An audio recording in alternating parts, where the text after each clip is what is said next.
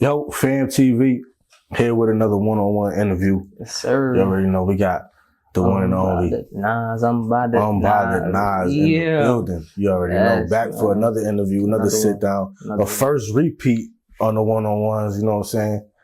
Even though the one-on-one last time wasn't really a one-on-one, so this is the first one-on-one, you know what I'm saying? First one-on-one, you're...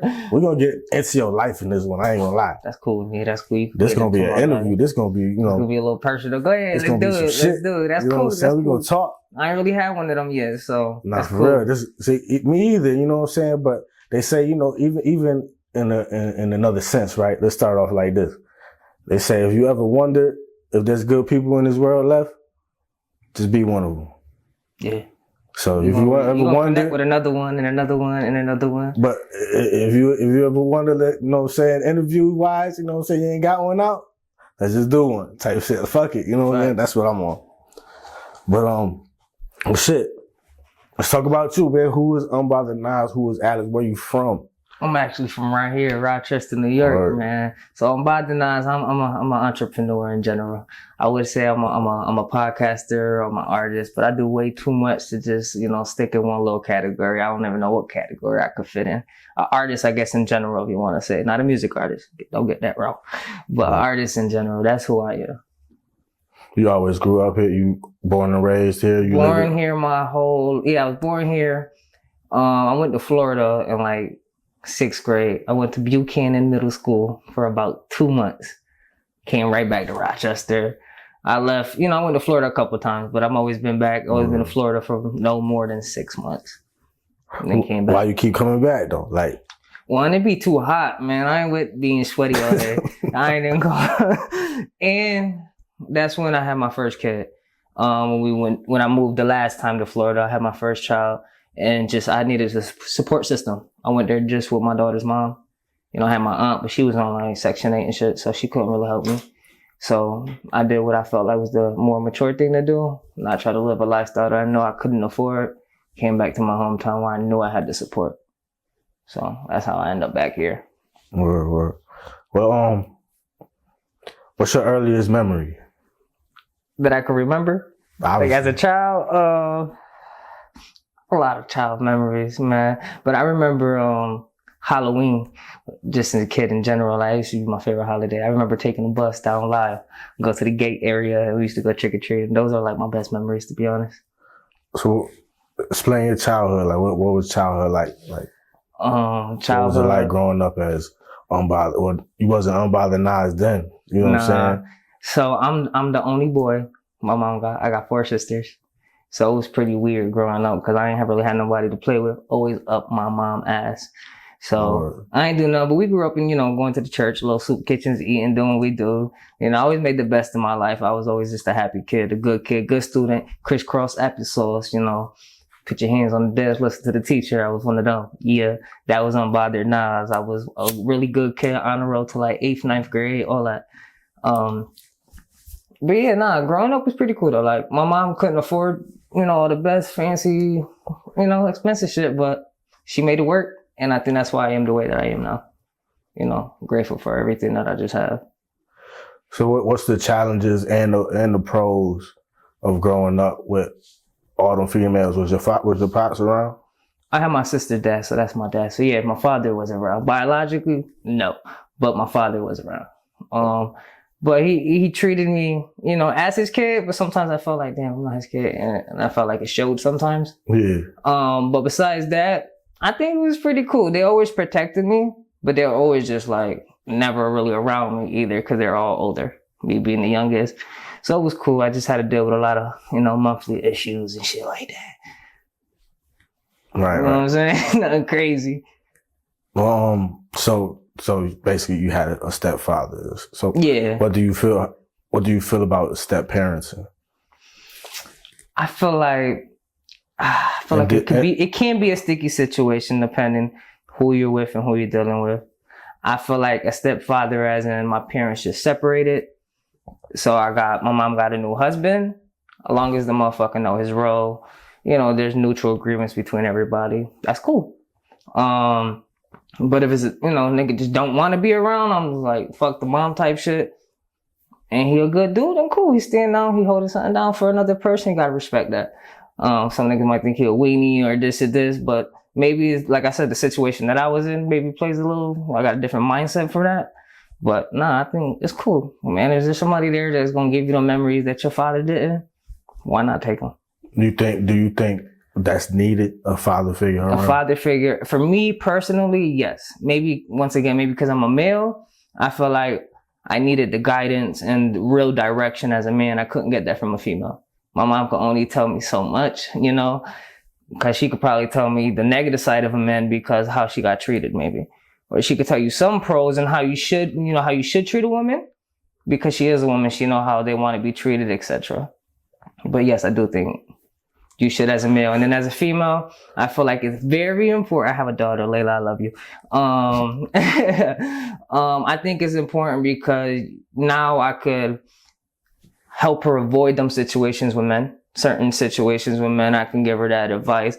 And I could just, structure. I feel like structure is important from a male to a female in general. Or, and the mother too, all that structure from both sides. So I think it's important in general for a boy and a girl to have a father figure in their life. So if you having kids, take care of your motherfucking baby, all right? All right, so let's step away a little bit from family and let's talk about the extended family, if you will. How important is friendships growing up? What was your friendships like growing up? I don't think I'm really friends with anybody growing up. Like, I had friends. Everybody was cool. Me, I was a nice kid. That's why everyone was cool. Just, I used to vibe with everyone. But like friends, I think everyone just either moved away or died, to be honest, bro. That sounds crazy, but I got friends from high school though. So like my friends from once I got to high school, I got older, started understanding certain situations and certain people more. So shout out, I don't even know, shout out to Beatty, shout out my boy Fredo, and shout out Musa. We got Groovy and Speedy and shit like that. Those are like high school, college friends. So those all I really have. But it's important to have people like that because they're like your extended family. So, certain things I can't be being only male in the house. I can only talk to my mom and sisters about certain situations. So, if you're comfortable enough to tell people certain situations. This might be some personal shit and shit, but like, you feel alone? Felt alone growing up? Alone like a motherfucker, bro. I felt a lot I was really sad as a kid too. I was happy as hell, but I was really sad. I did feel alone a lot. So you was wearing a mask? Yeah, hell yeah. I probably still do. Why? Okay, so what causes that though? Why wear a mask of it? To cover it up type shit. Like, I think growing up, you got to be tough as a boy. I'll be tough as a guy. Yeah. You can't do this. You can't cry. Pick your chest up, lift your head up. I think that's where it came from a lot. And then just everyone thinking like, oh, he's good. Like, I was a good kid. I always went to school. Nigga, my clothes is dirty, mismatched socks, all types of shit. But I was there. I always just seemed happy. So no one really thought nothing of it. But I think it's important. I don't want to fuck nobody else's day up because I'm having a bad day. How that shaped your life, you think, looking back at it? How it shaped my life? I think it made me the person that I am. By just like, where did it push you to though? Like, cause you mad creative, you know what I'm saying? You all the shit you that do. That was my escape. You know what I'm saying? Drawing and painting and just being creative was my escape. Like, I ain't gonna bother nobody. I'm just about to draw. When you first started drawing, then I used to be my older cousins, Carmelo and Johnny. Used to be with them all the time. Used to be chilling, and they're real artistic. Like, they could draw. They used to take a pen, a marker, no matter. They were graffiti artists, I guess you could consider though. And they would draw all over their walls and papers, but they were really good at it, drawing people's tattoos out. And then one day I was like, yo, teach me how to draw. I want something to do when I'm bored. He's like, I can't. He gave me a pen and said, teach yourself. I grabbed the pen, bro. My first drawing was Dora with a pen because she was so easy with the big ass head and all that. And after that, I was like, I'm decent. And then I started drawing Xbox controllers and Dragon Ball Z characters. And then I started tracing to try to really get the steady hand. And then after that, but I've been drawing since like 8, 9. So you would say like them two people might have been your role models or influences growing up? When it came to art, yeah. Who you have any more or? Influences? Like whether it was friends, whether it was family, whether it's... Shout out to Kike, man, rest in peace. But he was a real big father figure to me. But he was inspiration. He taught me, he was another person I could go and sit down and talk to. He was inspirational though, because he was fighting cancer and a lot of things that he passed away from. And, he just taught me a lot of little things before he passed away. So he was very inspirational in a sense of being a father, I felt like. Because he had 2 kids that I know. Probably had more, but 2 that I know of. It's kind of like my grandfather. Like, he died early in my age, and I don't got too much memory of him, but I feel him as a driving force, like a motherfucker. And they tell me he was mad close with me. You know what I'm saying? Cancer and all that, just being that good. All the stories you hear about him good. I ain't never heard a bad story about him. You know what I'm saying? So I feel like that's dope. You know what I'm saying? I can feel that. I don't think I ever met any of my grandparents. I mean, I got one grandma alive, but all my other grandparents, I never meet them. So, and they all died when I was young. And then the other ones, like I said, from my dad's side, I'm about to say, they from Puerto Rico. So it's like, they both died out there. I never really meet them. But I wouldn't, growing up, I ain't never was too interested in meeting them. But because of that situation, like, he's not my biological father. Them niggas are not going to be excited to see me. So did you include that family when you said how many siblings you got? Yeah, I include my sisters and all that. Like, those are my sisters. Like, we still got the same mom. I'm saying, I thought everybody. Nah, there's one sister that I have that is completely his and some other ladies. But because, like I said, he's been a father figure for the most part my whole life. That's my sister too. I'll punch a nigga in their face for her too. Like, get like that. So growing up, what was your scope on life? What you think where was your mind at growing up? Like, where you wanted to go? As a kid, so I could tell you at all stages of my life, right? You ready? Yeah. So as a kid, woke up every single day, bro, beating the fuck up out my pillows. I thought I was a WWE star, bro. In the underwears, tighty whities, with a towel wrapped around my neck, coming out the Thug Life. I was him. Word. And then I got older, and then I was like, I'm nice in football. I'm about to take over the field. To my first year in Pop Warner, they gave me the dinky, the face mask like this. I had that shit too, bro. And then my shoulder pads was big, so I'm like, I think it's because we were Spanish. Maybe they did us dirty. Swear to God, I was wearing like 63 playing running back. Yeah, I was 83 at center. I'm the only skinny motherfucker at center because the big dude, Birdo, I think his name was, got hurt and shit. And I'm just like, why I'm on the line in general? And then like my following year, it's crazy because I progressed. This is why I thought I was going to be in the NFL. I thought I was going to have some HBO story shit. Bro, I went from the lineman my first year to tight end to like play running back and receiver, high school, quarterback because white boy got hurt. Shout out to Anthony. Thank you for getting hurt. Made me realize I had the fucking gunslinger. Thank you for getting hurt. You feel me? That's my guy though. Oh, yeah, bro. I thought I was gonna be in the NFL, and then at one point in time, I was gonna be a rapper. And that's why the podcast and the music scene for me is so fun. Because at one point in time, I thought I was gonna be out here, and I still think I'm nicer than them. Some of them really nice out here. Shout out to all the artists out here really working. But nah, that's where all my you know what I'm saying? You ever growing up, did you ever see yourself with a ceiling? And at what age did you realize it wasn't no ceiling for what you could do? Because you obviously know you could do anything. Yeah, I feel like as a kid, yeah, definitely because of the situation growing up. Like I said, the welfare and shit like that. So to me, I feel like everything was limited. But that's really all I seen with everyone in my family. Everyone probably still is, sadly. Not sadly, because that's just how they know. Coming from like Puerto Rico in certain situations, you know. But yeah, you know, everyone on DSS, I'm like, damn, I can't really do much. I can only work so much, you telling me? Like, you know, I'm a kid, so that's what I'm thinking. But no, as I got older, and I worked at a college. I worked at U of R.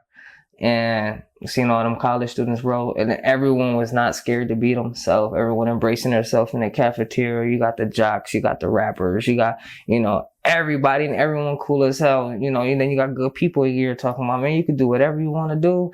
You could be whatever you want to be in life. And that's why I do so much now. Like, I ran with that shit since like 18, 19. And then, since then, I know, like, I'm going to do whatever I want to. I don't care if someone say you're already doing too much, because you never know what's going to, you know, take you there. People limits is different. Yeah, like me is no limit. Like, I'm sewing, I'm podcasting, I'm tattooing, I'm photography, I'm at events, I'm helping host, I'm doing shit with the schools, like I'm everywhere. So it's like, nah, it's no limit with me. What's the biggest motivation for what you do? First of all, explain to the people, now that you one-on-one, explain what you do, you know what I'm saying? Podcast host, you know what I'm saying? Explain, the podcast and everything you do, basically, you know what I'm saying? Okay, so we'll start with the podcast. I guess that's where it started with anyway. So we'll start with I'm a podcaster. Unbothered entertainment podcaster, whoever doesn't know, on all platforms, just about, but we try to aim YouTube if you want to watch the videos and stuff. I'm more visuals because the Breakfast Club. I think I said that before. I'm a podcaster.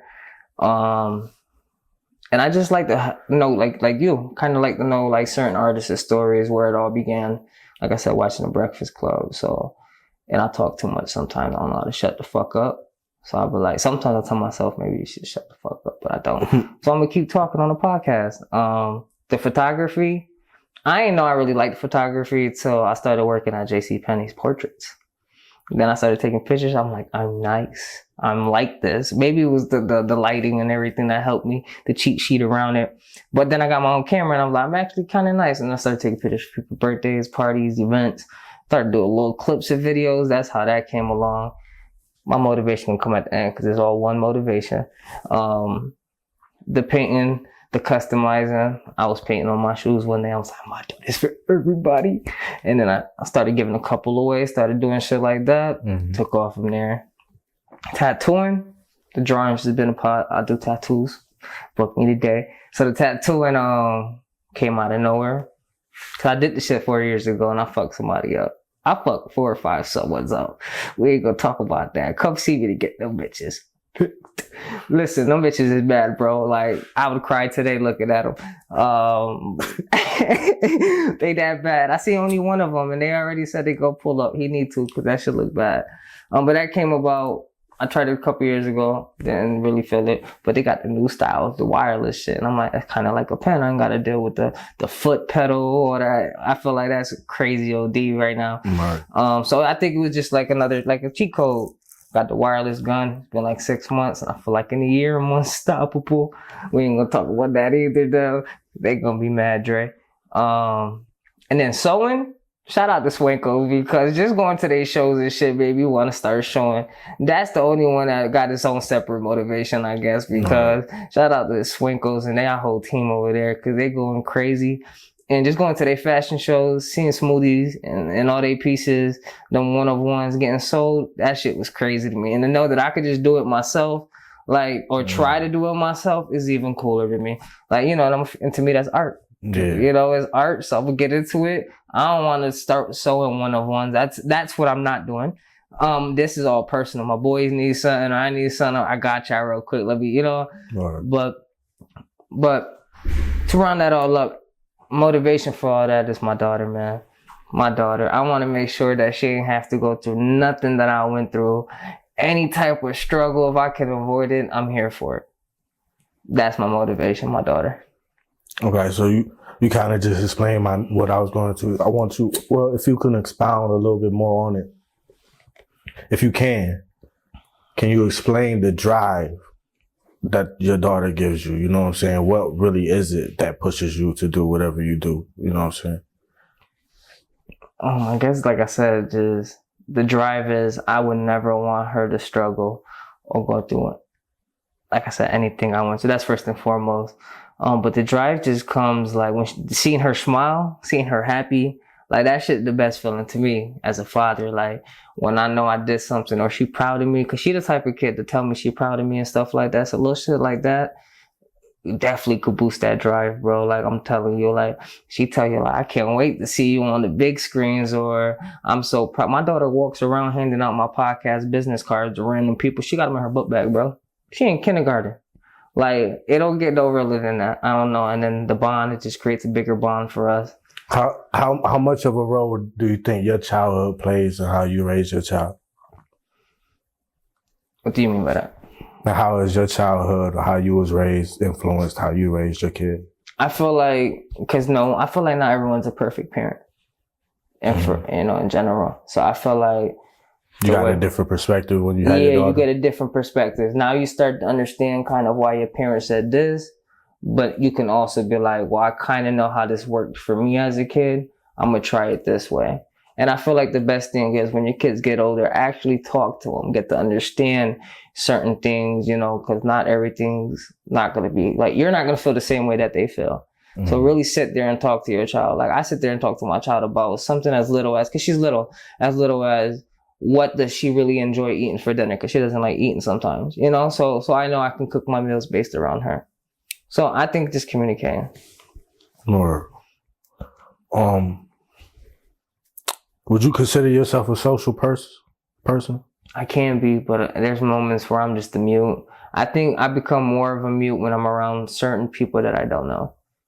And it's, once again, I know I can talk too much and I don't want to say the wrong thing. I don't want everyone being so offended over everything little. So a bunch of little things play a part. But like, if I know you know I'm going to be active, or I might be quiet for a little bit. I'm going to end up talking to you and talking to them. But it depends who it is. Cool. So going into that, it's a 2-part question, I guess. Being that way, why jump into a social career type, and what guided you into the media space? Well, I feel like the only ways to fix an issue is to get into it.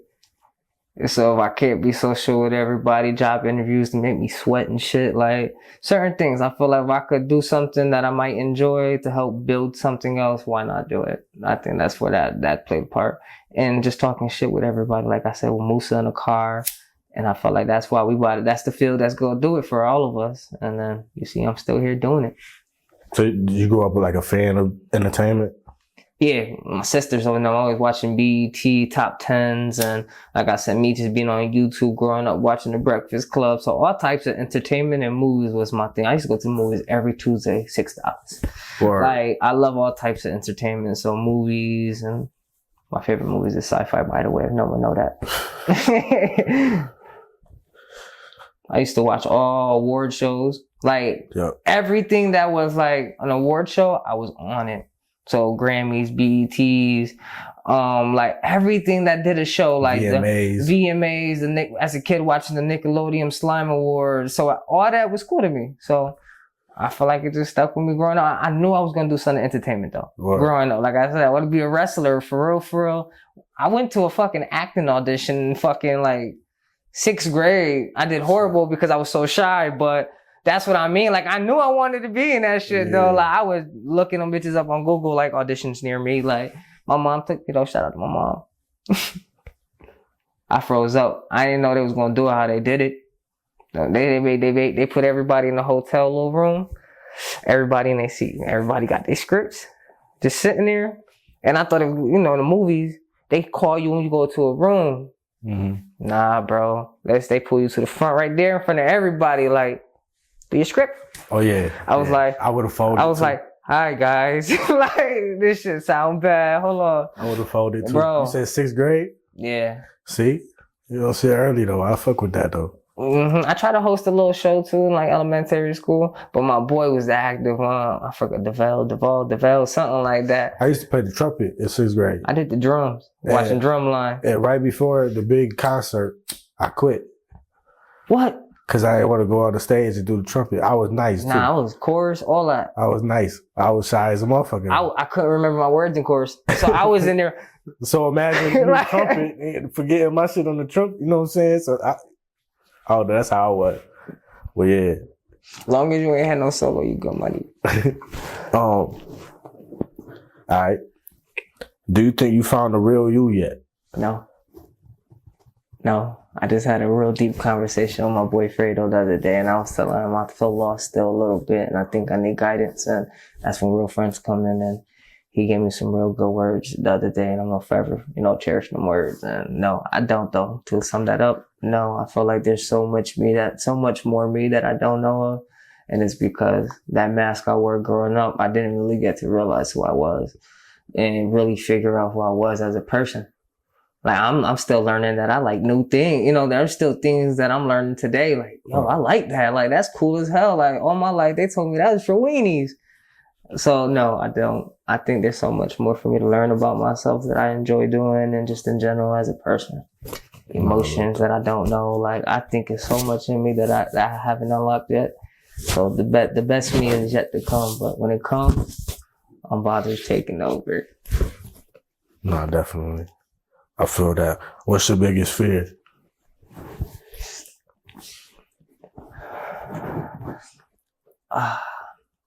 Nothing with anything that I do, to be honest.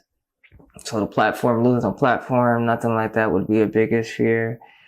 To answer this is probably losing someone that I just, care about. I think I'm really emotional. Losing people is my biggest fear. I think I overthink that every day. Like, especially with old age coming with certain people and just little shit, health issues. So my biggest fear is just losing someone and maybe just not talking to them on a consistent basis. Like, even every other day to say hi. So just losing someone. And I think I know what's coming next because you asked this question. How do you overcome that? Just gotta, when the shit happens, you just gotta, what they told you as a kid, keep that head up, put that chest out, and you just gotta do what you know that person would want you to do. They ain't gonna want you out here, suffering the whole time because they gone at the end of the day. It sounds crazy to say, but they're not coming back. So we gotta put on for their name. That's all you can do, I feel like, once you lose someone. I think, and most of the times we gotta realize what they will want us to do is to evolve into our final forms. Mm-hmm. Figure out who he is. What does evolution look like for Nas, Unbothered Nas? What does evolution look like to me? Like, what's some flaws that you see in yourself that once I get over this obstacle, it's up? I think my biggest flaw right now is consistency. But once I get out my head about certain things and just life situation, that's when I feel like I'll be more consistent because I'll be more focused on the things that I know I gotta focus on. So consistency is definitely my worst right now. And it's being just consistent with a bunch of just little things and being forgetful, but that's being in my head about a lot of little things and a lot of just situations that are either over with or the past that I know that life is just life and you gotta, Fix the mic real quick, my bad. As long as I'm doing all right. Flip it over. Oh, my fault. So yeah, as long as I'm doing all right, I think I'm doing all right, Yeah.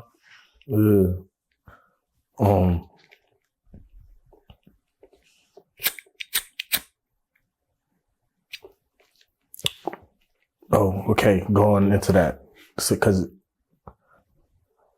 your consistency, I feel like, you know what I'm saying? I don't know if you want to talk about it right now, but you got to be on your shit now because you got an extra little challenge coming, right? Yeah, for sure. For sure. I got to be real consistent, my boy. It's coming fast, too. To a theater near you. Coming fast, man. Shit, about to get wicked. Mindset really got to change. Got to really dive deep into this shit. What have you learned being a father? I learned how to be patient. Because I used to have the worst temper. Why is patience so hard, son? I don't know. But with having a kid, I learned you gotta be patient because, bro, they will test you. They will test you like a motherfucker. And they'll test you over the littlest things.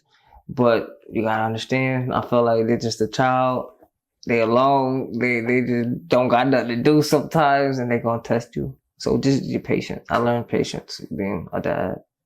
You think having a kid made you better with women? Nah. Nah? If you could say having a daughter, I mean, that could give you kind of a different perspective on women. But if you have a son, no, I don't think that would change certain people. But I think if you said having a daughter, yes, I feel like having a daughter changed my perspective a little bit on women, just in general, emotions, how they work. Not how they work, that sounds crazy, but just how their mind works, I guess, is a better way of saying that. What do you think is the disconnect with men and women? Disconnection. I think men and women, I feel like just people in general, but men and women is just, we got our own ways of thinking. And what we think is right, we think is right. And we can never come to a mutual agreement. You think it's natural? It's just natural. Because women just got they so used to, being daddy's little queen or spoiled in certain situations. And then we just, us being men, usually abandoned. So we used to us, like, we're going to get it our own way. And then, I don't know, it's just certain situations. I feel like men and women, and I feel like we focus on communicating a little more, women will be all right. I was about to say, how do you think we fix that? Like, communicating with us, understanding that person. That's okay. That's kind of, but like, I need a couple steps or something. You know what I'm saying? That's because we all trying to communicate. Yeah. You know what I'm saying? But it's a disconnect there, so it ain't getting through. Obviously, you know what I'm saying? So women, just some people, I feel like how can we change the communication for everybody to get it though? Let them explain. Let them explain what works for them. Would you say people gotta listen more? Yeah, listen to that person. Listen to someone else a little more. Understand their way of thinking. Yeah, 2 ears and 1 mouth, people. You feel me? But yeah, one at a time too. Like, let that person talk. Let that person explain to you, for you can genuinely understand. Like, okay, this is what I'm messing up on. But and if you want to, change it up a little bit and tell her, well, this is what I feel, and I feel like I said, that's what communication. Y'all will come to something agreeable, and y'all be all right. I feel like just communicating and listening, really listening. Don't cut a motherfucker off in mid-conversation and think y'all communicated, because y'all didn't. Y'all just interrupted each other, and half that shit just didn't even get picked up. So just really sit there and listen to that motherfucker.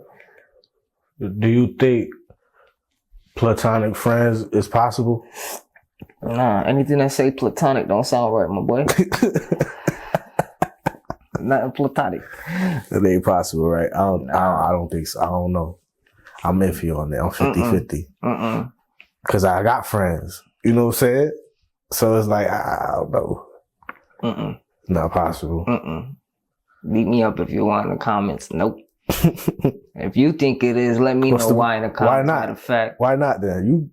Why not? Just nothing. I feel like one-on-one, baby. Ain't nothing platonic, no bullshit, nothing. I feel like it just brings more headaches. One person bring me a headache. You know what platonic is, right?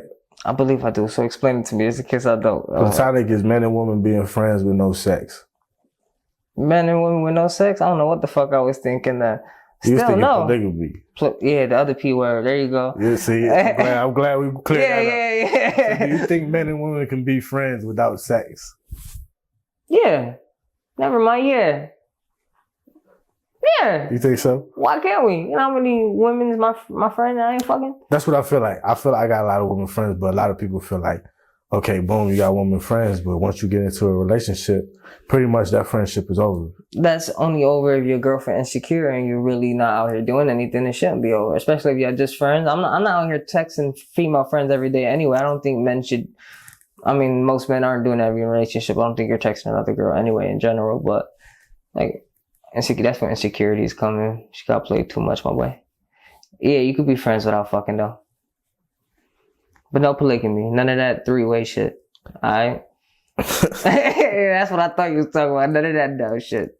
Are you J. Cole's biggest fan? Yes. Biggest fan in the world. Jermaine, what's up? Holla at me, Cole. Why do you fuck with Cole so much? Okay. Now that you know a little personal about me, it's gonna all come together, right? The first song I heard by him was probably Lost Ones. A really good song. I think it was a classic song. But that's not the reason. I heard that song, I ain't gonna hold you, it was like 8th, 9th grade when I first heard it. Boom, 09. When I first heard J. Cole.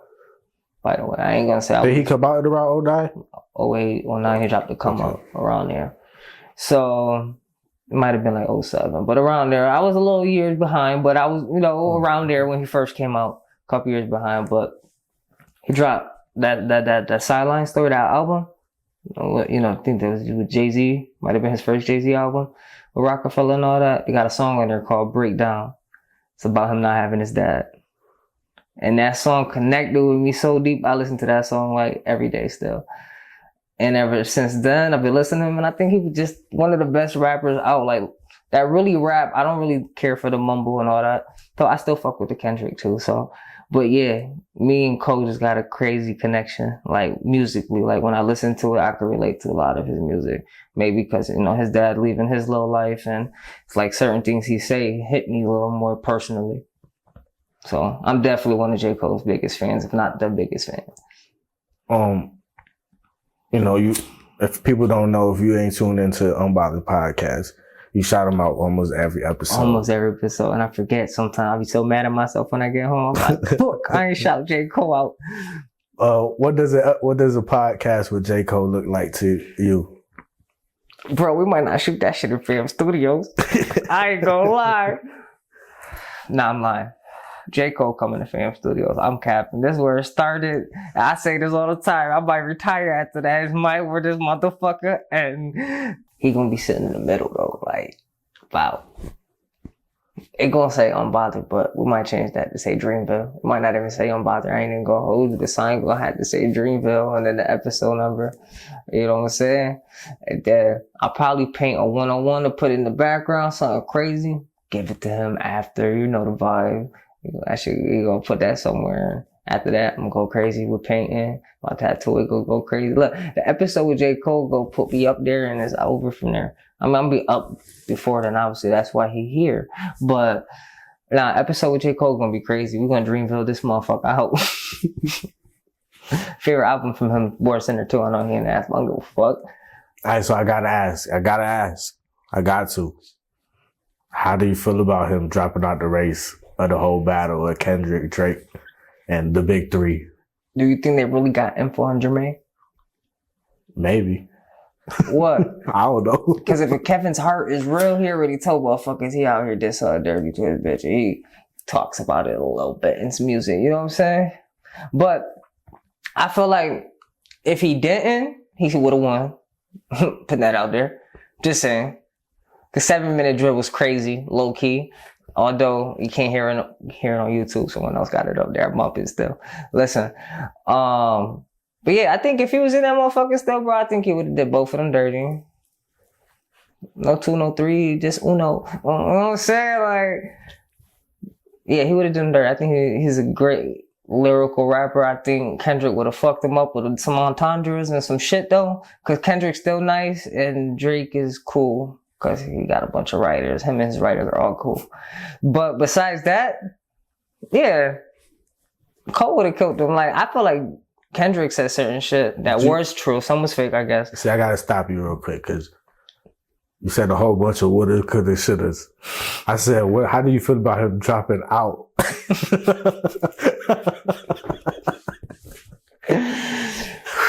Maybe I got defense more. My fault. Big fan shit, you're. I don't know. I would have liked to see him in it, put it like that. I would have enjoyed seeing J. Cole in it, so I was upset when he dropped out. But would you press him if you seen him on the podcast? If he on the podcast, I'm asking him. Definitely asking him why he did that. But maybe after we could ride a bike. You know what I'm saying? Imagine that, starting the video off all of us pulling up on the bike. I'd get some bikes in this motherfucker. We all pull up in the bike. That'd be fire. Do you think fans ruin music? Fans? Do you think fans ruin music? No. I feel like they help you. I don't think they ruin music because I feel like, me personally feel like no one's opinion should really matter. They're just trolling. That motherfuckers listening to you still while talking. Them niggas is commenting under your video while your shit playing in the background. Y'all ain't ruining my music. Y'all can ruin somebody's name, but some shit is false, so you get that cleared up. Some people just know who you is as a person, like, niggas just talking. So I don't think fans ruin your music. I mean, your fans, but they ruining it though. So how do you feel? Say you're trying to excel in this business, but one by one, we see all these greats in this business going down for various reasons. Wild reasons, other reasons. I guess it's a 2-part question. How does that make you feel? while trying to excel in the business? And does that encourage you or push you away? How do I don't know, because I'm not getting involved with it. So I don't think it would bother me that shit is going on. I think as long as I stay true to my morals and keep doing what's right for me, it's going to work out. So I don't think that shit going to bother me that they doing that wild shit. And Diddy's just out here wilding. I don't care about none of that shit, bro. Like, that shit got nothing to do with me. Y'all keep your islands over there. Y'all keep y'all booty holes over there. All that, bro. I'm good money. Like, I know my morals. I think my podcast doing swell, like, without y'all. So I don't need to be around that. I'm snitching too. I'm a podcast platform. What you talking about? I'm telling niggas what you doing. Yo, this motherfucker just sent me an email. I'm putting that bitch on the corner of the screen. Don't let me make it.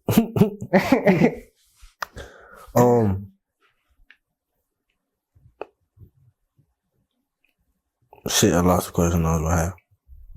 Oh, do you think the world is getting better or worse? Both. It's getting better and worse. For like the better the technology get, the worse it's getting.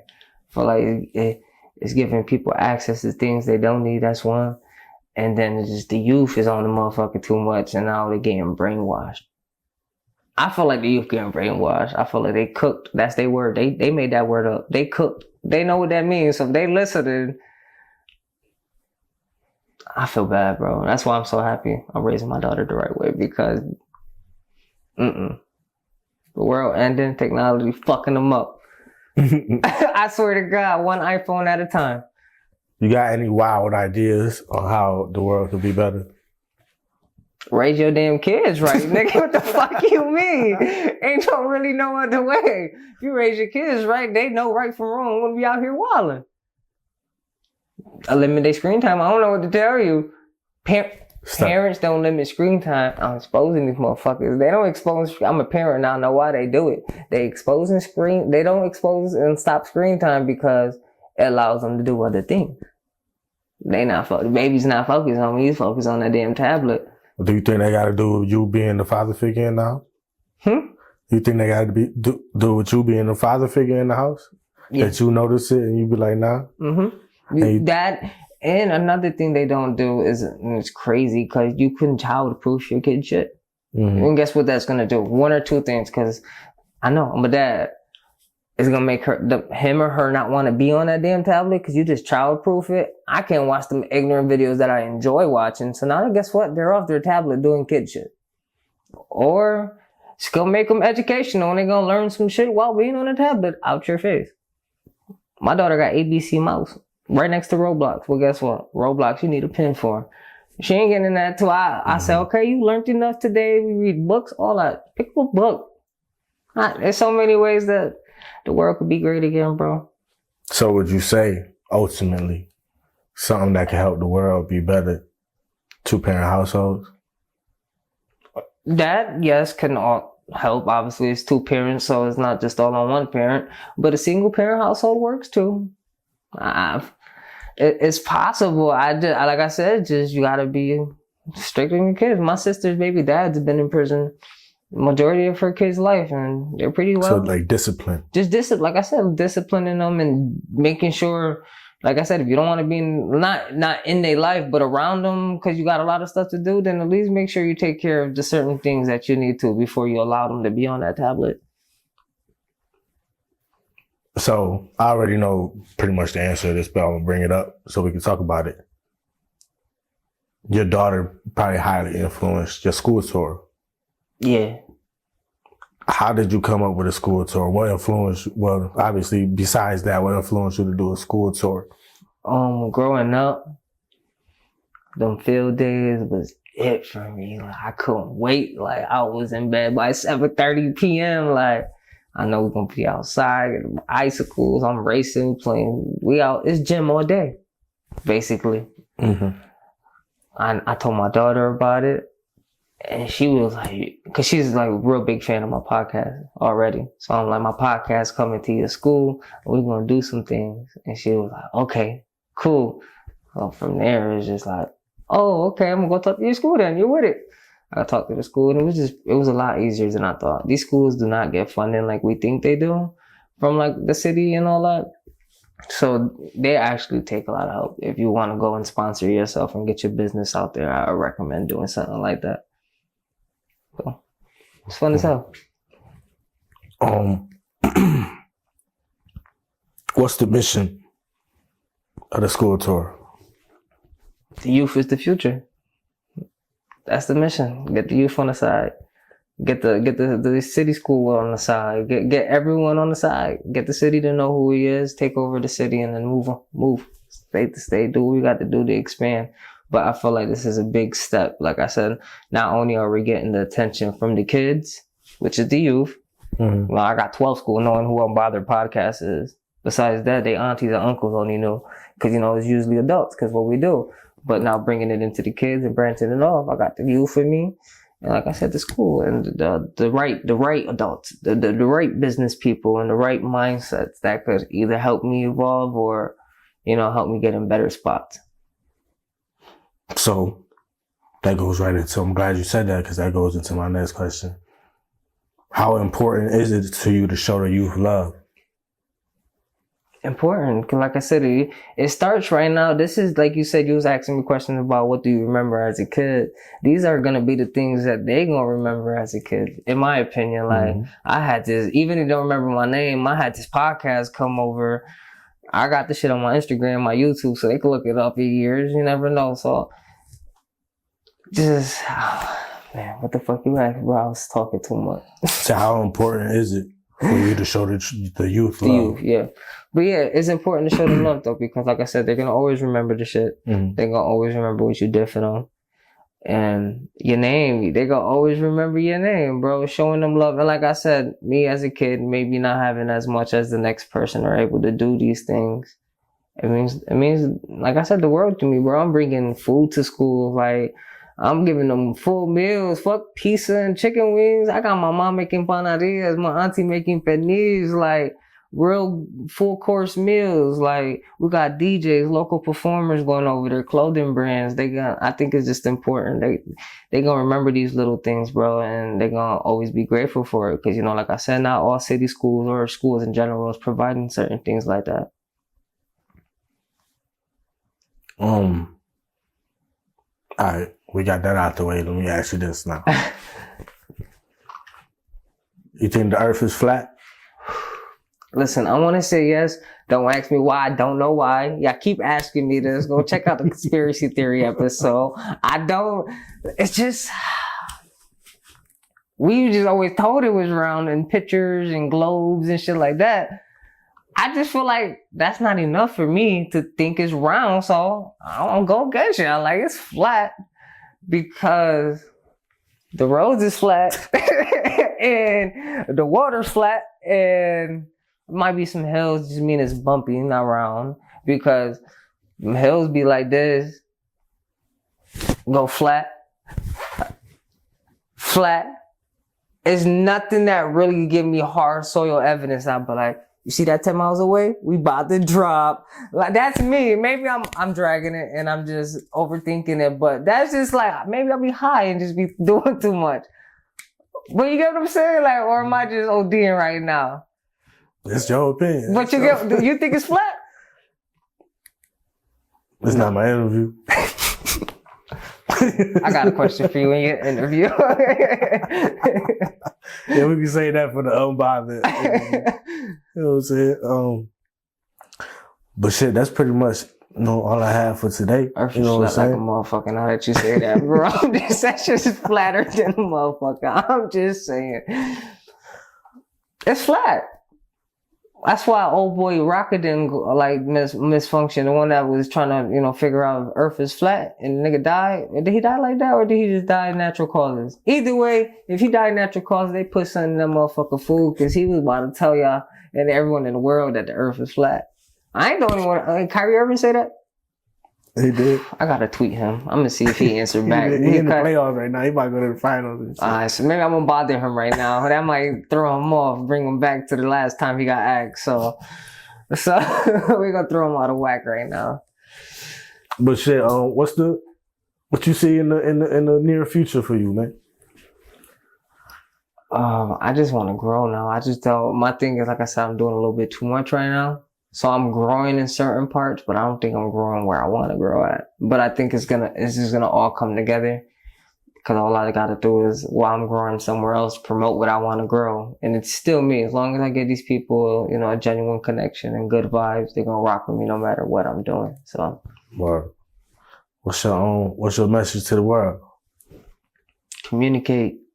Be more peaceful to people. You never know what they're going through. Get to know people, understand people's certain situations. Take a deep breath. Stop being so angry all the time. Be happy with life. You woke up today. Certain people didn't get that opportunity to wake up today. So just, be happy. Give your loved one a kiss. Tell them you love them. Call your friend that you ain't talked to in a while. Tell them what's up. Because it's time. Life is, it's getting crazy. It's getting hectic. And you never know when it's your last day. Just smile a little bit. That's my message to the world. You feel me? Word. It's PhamTV.